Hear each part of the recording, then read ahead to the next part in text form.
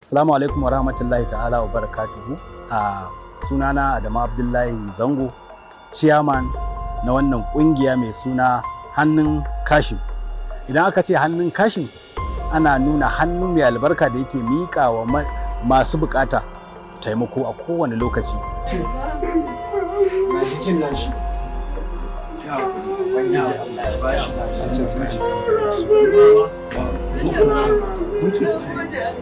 Turkash wannan wani sabon kungiya ce wanda aka buɗe ta hannun jarumi Adam Zango, inda Kashim Shetima shine ya jagoranci wannan kungiya, inda Adam Zango yake bayani akan cewa wannan kungiya ta kunshi taimakawa wanda suke cikin mawuyacin hali, da aka wakilta Kashim Adam Zango domin ya zama jagora da rinka kuma bibiyan al'amuran.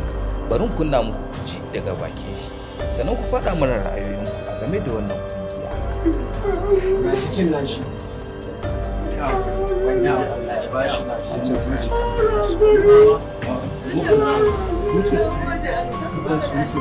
Yanzu asibitin za mu wuce ko? Asibitin za mu tafi?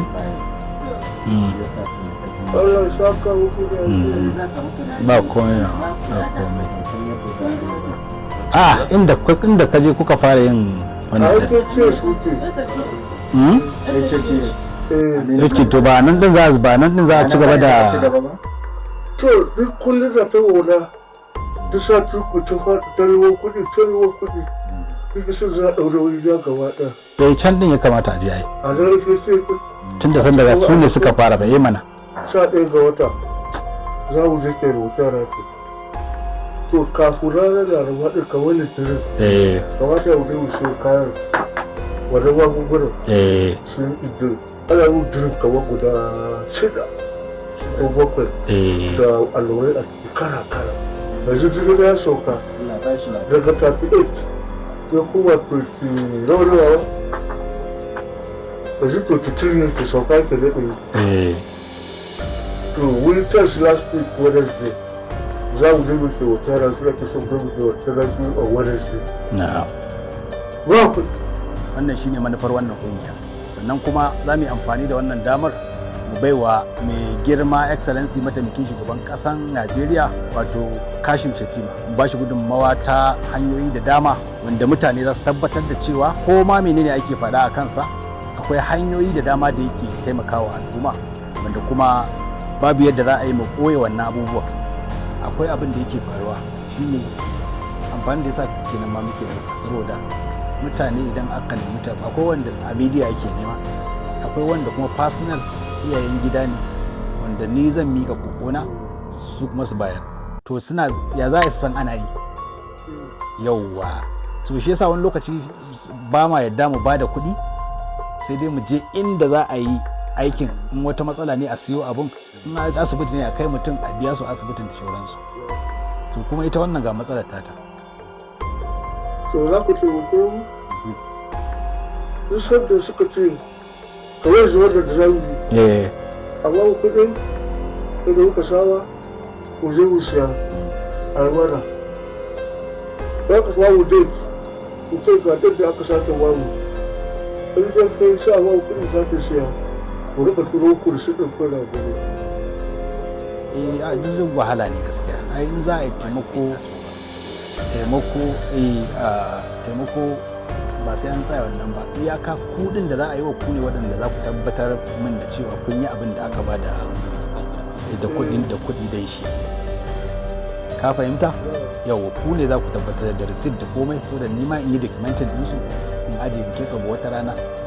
So babu abin da ya wuce illa mu ba ku kuɗin kawai, saboda babu yadda za a ce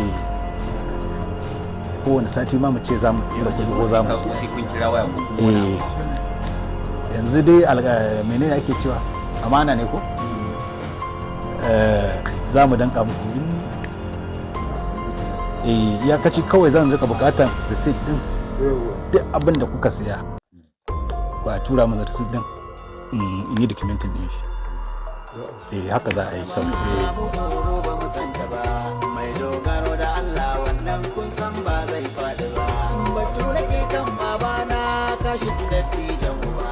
Mai waye bai san shi ba daga Kashim shi ne yadda ganiya ba zan so ni ba. Waye bai san haka ba, ga baban uban marashin uba. Wannan taimako da kuka ga mun zo mun yi wato Kashim Shetima ne da ɗauki nauyi.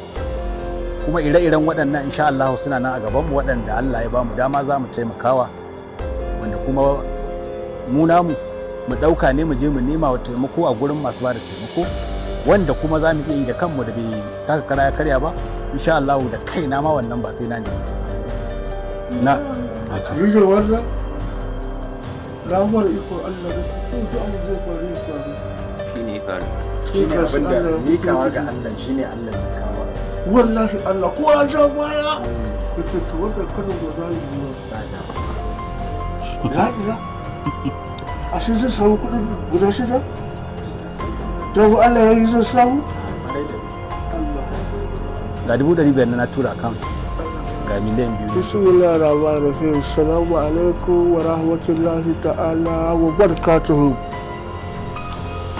Yau asabar 7 ga wata alhaji mai girma alhaji Adamu Zango ya zo da tawagarsa a kawo ɗauki a kawo taimako wadda mai girma mataimakin shugaban ƙasa his excellency alhaji Kashim Shetima ya kawo gudunmawa ya ceci raina ya ceci lalurar ciwon daji da a dube ni wajen shekara 7 zuwa 8 har ta kai ga yanzu ba na gani da idanun nan sun turo mun gudunmawa Allah ya saka masa da alheri.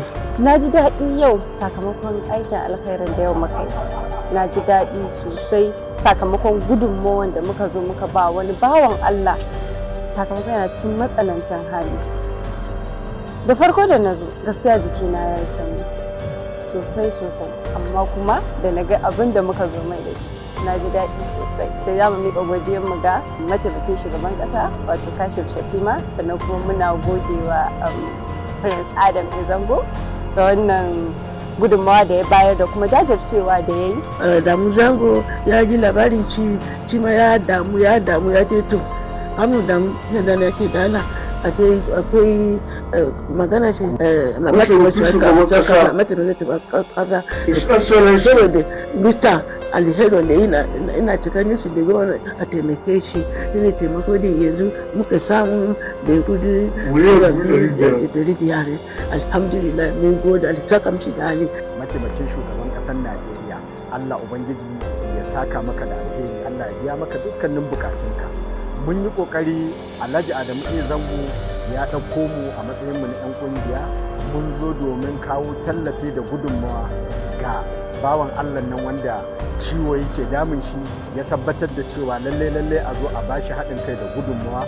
Sun nemi gudunmawa na abin da zai taimake su akan wannan ciwo da yake damun wannan bawan Allah. Kashim Shetima ya bayar da wannan kuɗi lakadan gabaki ɗayan su cak ya bayar a jiya. To jama'a, da fatan dai kun ji duk abin da yake faruwa. To fatan mu sai dai mu ce Allah ci gaba da bawa kasar mu zaman lafiya. Kowa ma Allah ba shi lafiya, kuma sannan Allah horewa waɗanda ba su da shi, kuma Allah buɗa mana. Faɗa mana rayuwar mu, sannan ku danna mana subscribe da alamar a wannan tashar ta